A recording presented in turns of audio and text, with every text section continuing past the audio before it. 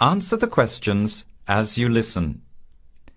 You will not hear the recording a second time. Listen carefully to the conversation and answer questions 1 to 6.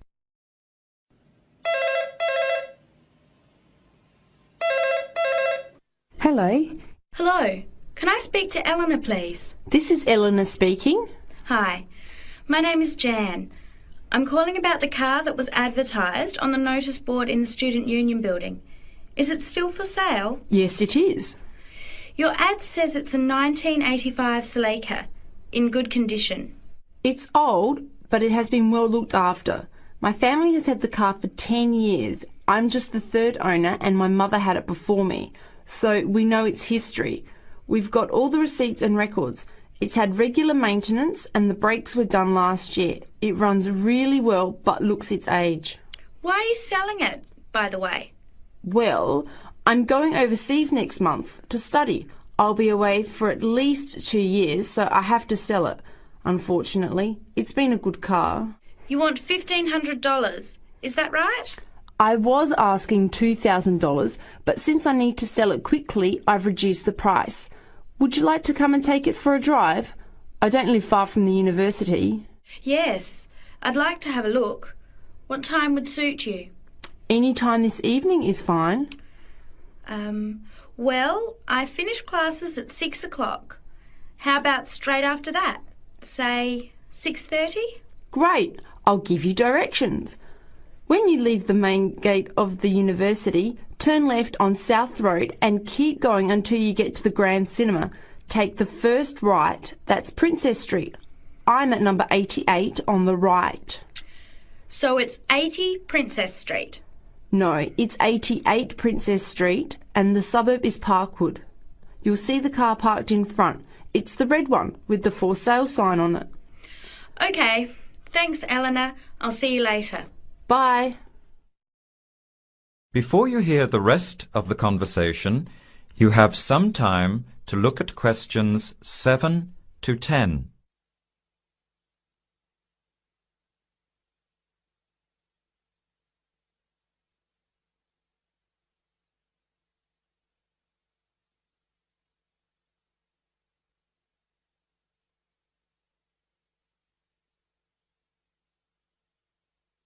Later that day, at the university, Jan meets up with her friend Sam and tells him about the car.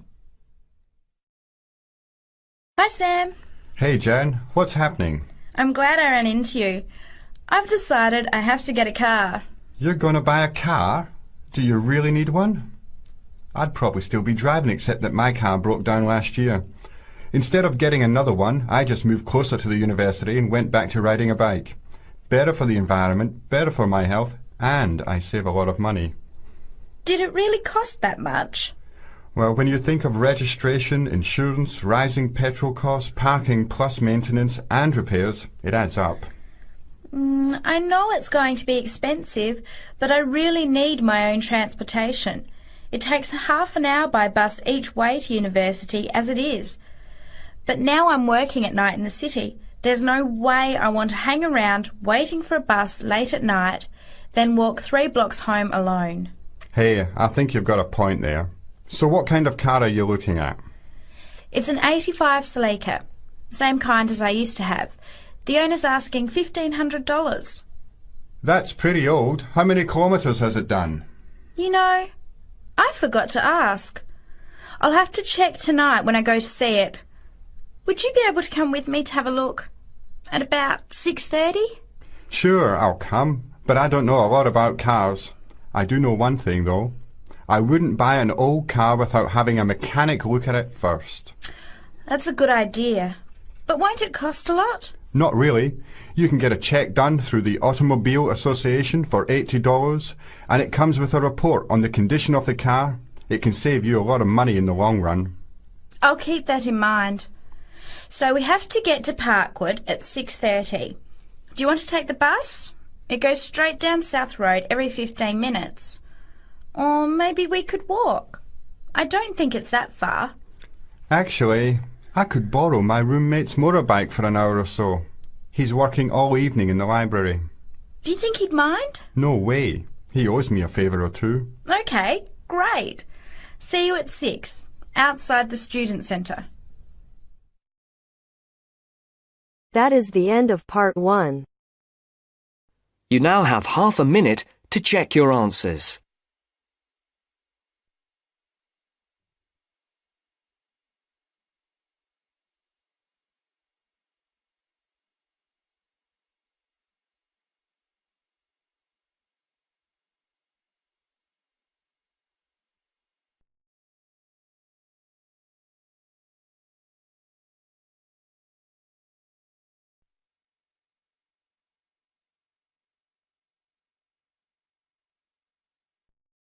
Now turns to part 2.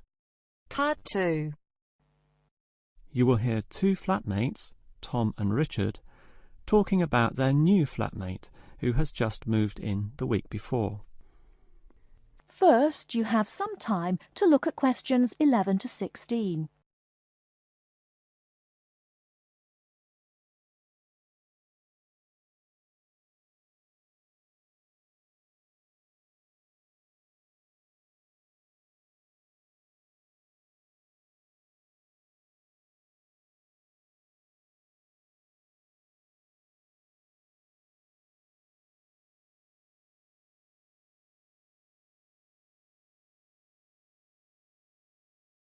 Now, listen carefully and answer questions 11 to 16.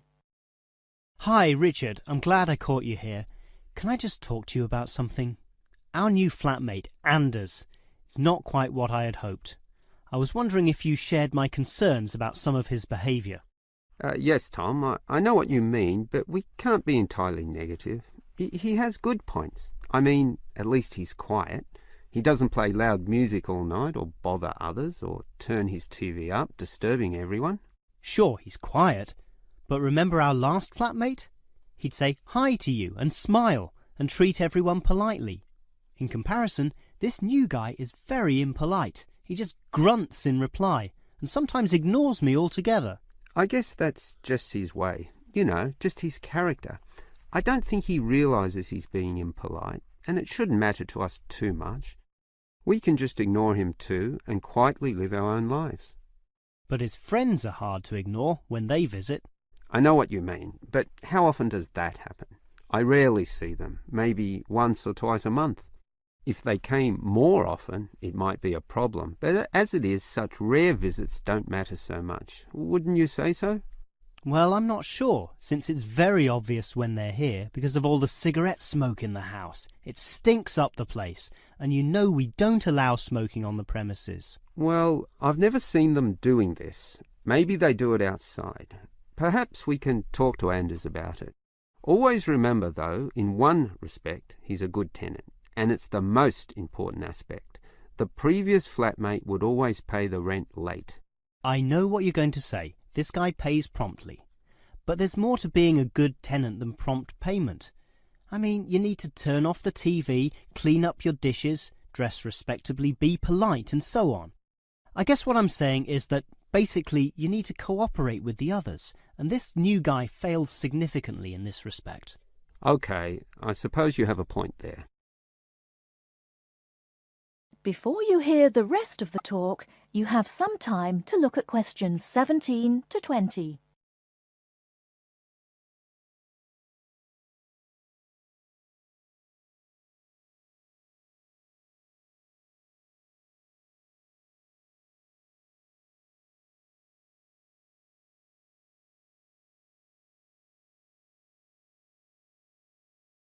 Now listen and answer questions 17 to 20.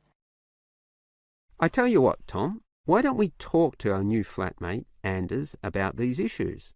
If we throw him out, we'll have to go to all the trouble of finding another flatmate, who might not necessarily be much better. So, let's give the current guy a chance. Here, I've got a piece of paper, so let's make a short list of issues to discuss with him. Get it out into the open. Sure, we'll give him one more chance. So, write communication. And let's tell him to... Well, we can't change a person's personality overnight. So why don't we have a weekly tenants meeting and we can just ask him to attend. That way we can get to know him better. I'll write attend meeting and we can take it from there. OK, but we have to tell him about his friends. They can't just do whatever they want. Write a heading friends and then write don't smoke anywhere, inside or outside. Well, instead of being so direct and possibly causing offence, I'll just write follow rules and verbally mention the rules. TV off by 10 p.m, no loud music or bad behaviour, including smoking. OK, do that, but I still think we need to specifically mention that last issue. You know how I can't stand the habit. So I'd like this to be another and separate point. Cigarettes, strictly forbidden. And it's important to include the strictly here. We can't pussyfoot around too much. Sometimes directness is necessary. OK, I'll write that. Forbidden. OK. And what about cleaning duties? Anders is a little too relaxed about that. Dishes are sometimes not washed, dirty teacups are left around the place, and so on. So, write, must do better. Yeah, again, Tom, he might take that personally and it could cause a scene. I'd rather be general. I'll write must be done and I'll tell him that that's for everyone, not just him. OK? OK, as long as he gets the message. That is the end of part 2. You now have half a minute to check your answers.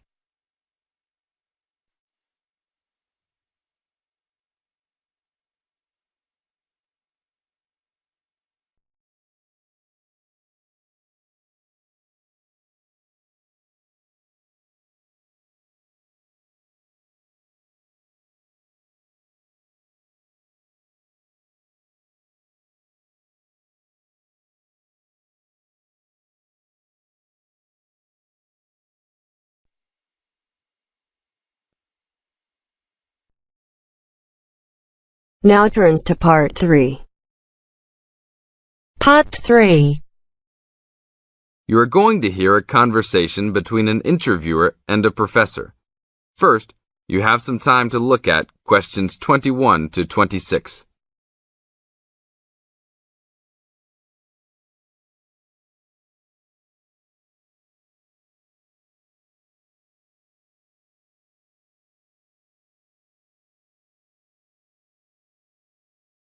Now listen to the tape and answer questions 21 to 26.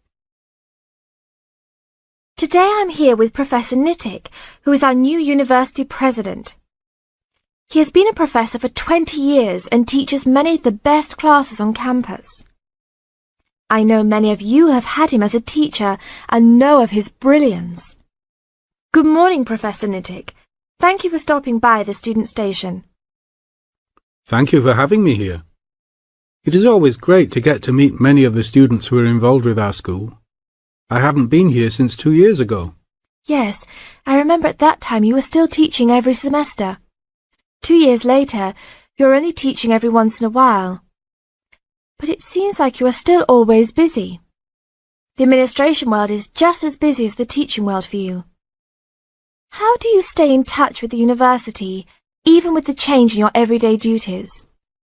I try to stay in touch with what is popular with the university students. I usually spend time with as many students as I can. They usually give me insight into what the new concerns and beliefs are for the new generation. On top of that, I try to be as youthful as I can. I consider myself to be youthful, at least for my age. So I always have a good time and try to stay young. I try my best to not just be a teacher, but also participate in university life. Interesting. So, are you still doing lots of academic work, or are you mostly concentrating on administrative affairs? Well, I mostly do administrative affairs now, but that doesn't mean that I still don't have a very deep interest in academic matters. I often visit other campuses around the world and meet other professors in my field. I learn the most by travelling and seeing the different places of the world and the different fields of thought. I even did a television programme last month in Manchester. Will you be on television any time soon then? Well, you can call the television station and see if I will be on television any time soon. Maybe I will be on the news report. I don't think it is really that significant, though. Oh, really? That sounds great. I will remember to look out for you. Let's move on. With all your busy travelling recently, how do you find time for your personal life? I try to keep my university life separate from my personal life. Sometimes it's hard to find time to just take my wife and 3 kids out for a family dinner, but usually we all manage to get together every few days. I'm taking a few weeks off next month to take my family down to South America, to Brazil for a few days. I can't wait to just sit on the beach. Wow, that sounds like a wonderful trip. Professor Nittick, could you tell the audience a little about what goes on in an average day of a university administrator? An average day? Oh, I don't think there is such thing as an average day for me. The last few weeks I've been travelling all the time. I can be in Los Angeles in the morning and in New York by the afternoon and back to Los Angeles by the evening. Sometimes I will spend the whole week at a new university, showing the new administrators the ins and outs of running a university. Sometimes I can spend the whole day in the office on the phone, so there really is no average day for me. I guess that is because I do so many different tasks. Sorry to let all the viewers down, but that is the plain truth. Now look at questions 27 to 30.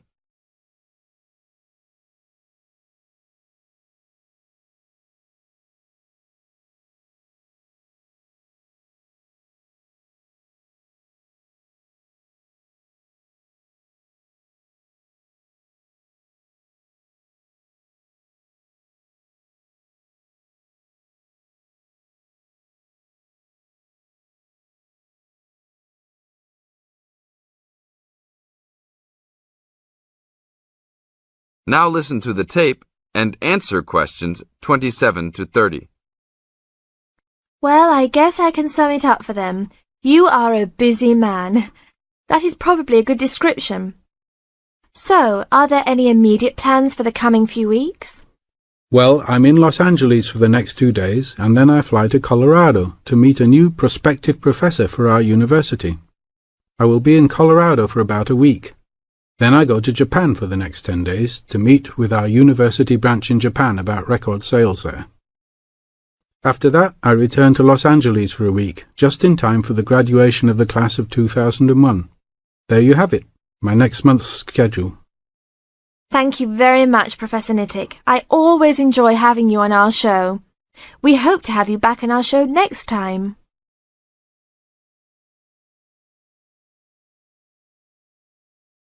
That is the end of part 3.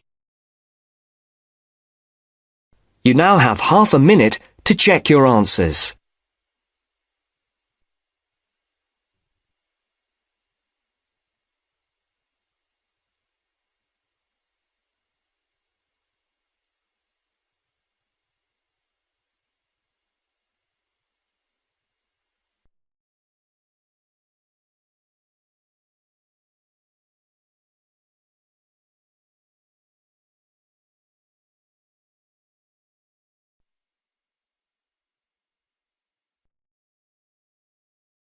Now turns to part 4. Part 4.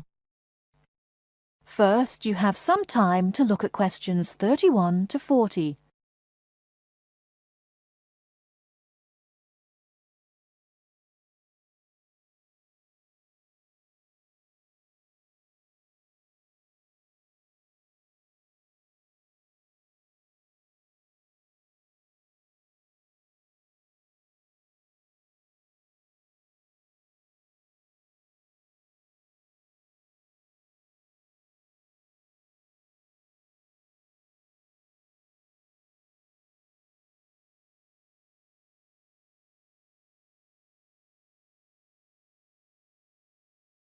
Now listen carefully and answer questions 31 to 40. Last week we looked at some of the features of modern houses, and today we're going to turn the clock back and look at traditional house design. I've chosen to start with Samoa, which is part of a group of Polynesian islands in the South Pacific Sea, because the influence of culture and weather on house design is quite clear there. So let's have a look at, first of all, at the overall design of a traditional Samoan house. Now, these days, houses in Samoa have become more modern and are usually rectangular. But traditional designs were round, or sometimes they were oval in shape. Here's a picture. This traditional style is still used, often for guest houses or meeting houses, and most Samoan villages have at least one of these buildings. As you can see, there are no walls, so the air circulates freely around the house. Samoa is a place that experiences high temperatures, but the open design of the house also reflects the openness of Samoan society. If the occupants want shelter, there are several blinds made of coconut leaves that can be lowered during rainy or windy weather.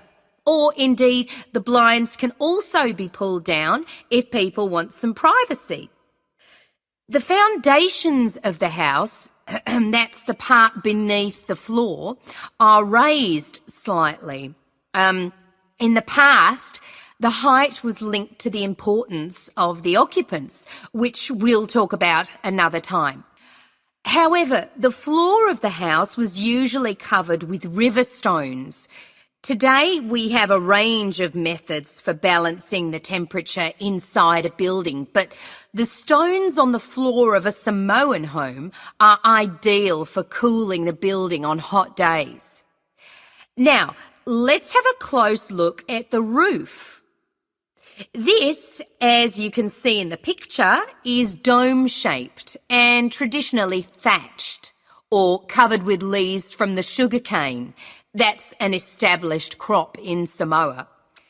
This was a job for the women, and it involved twisting the leaves and then fastening them with a thin strip of coconut leaf before fixing them to the roof in several layers.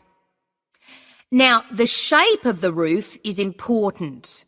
You can see that the sides are quite steep, and that's done so that the rain falls straight to the ground without moisture going through the leaves and causing leaks or dampness inside the house. Then you'll notice how high the top of the roof is. This is a way of allowing heat to rise on sunny days and go through the thatching, thereby cooling the house. So, how does the house stay upright? Well, there are a number of evenly spaced posts inside. They encircle the interior of the building and go up to the roof and support the beams there. They're also buried, usually about 1.5 meters in the ground to keep them firm. These posts are produced using local timber from the surrounding forests. They're cut by men from the family or village, and the number varies depending on the size and importance of the house.